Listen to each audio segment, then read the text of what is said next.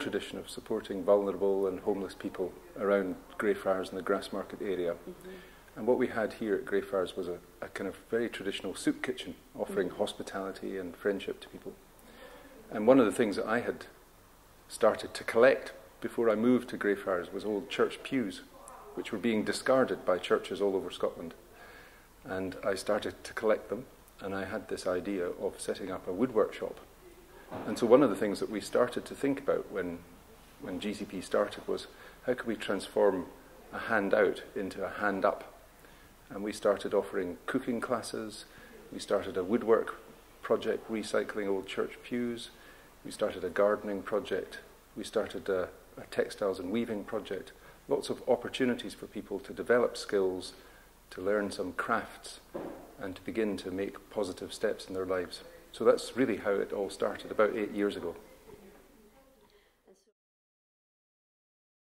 And I suppose it's a mixture of social enterprise activity, offering hospitality and good nutritious food, mentoring and supporting people, but also training and educational opportunities.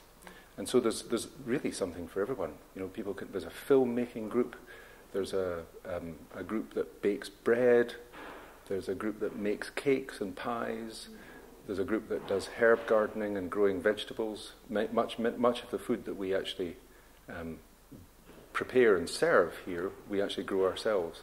And in addition to that, we've got these social enterprises, the chief one being what we call GROW, Greyfriars Recycling of Wood, which is a social enterprise, making beautiful pieces of furniture out of discarded pews, making beautiful lives out of discarded lives too.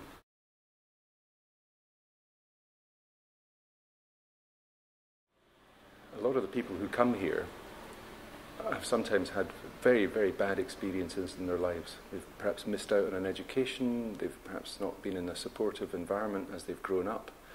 There are all sorts of reasons why people get into difficulties, and there are economic reasons as well as social and cultural ones.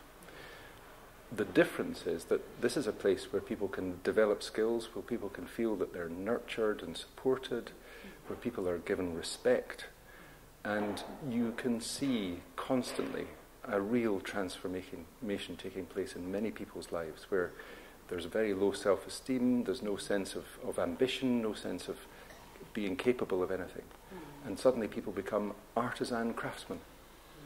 And it's just wonderful to see. It's the most inspiring thing to come into this place.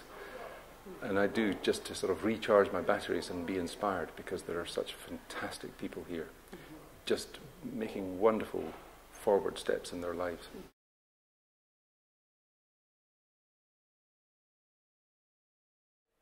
I think one of the major things I've learned is that every human being has something to offer.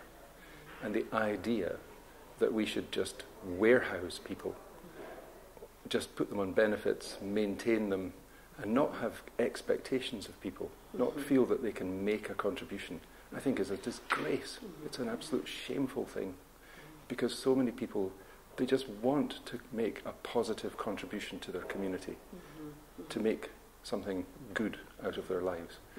And that's one of the chief things that we've learned, is that people are capable of quite wonderful things.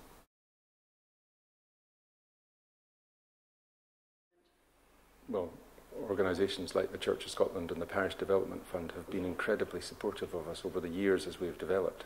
And we're now at the stage where we're actually building a new extension.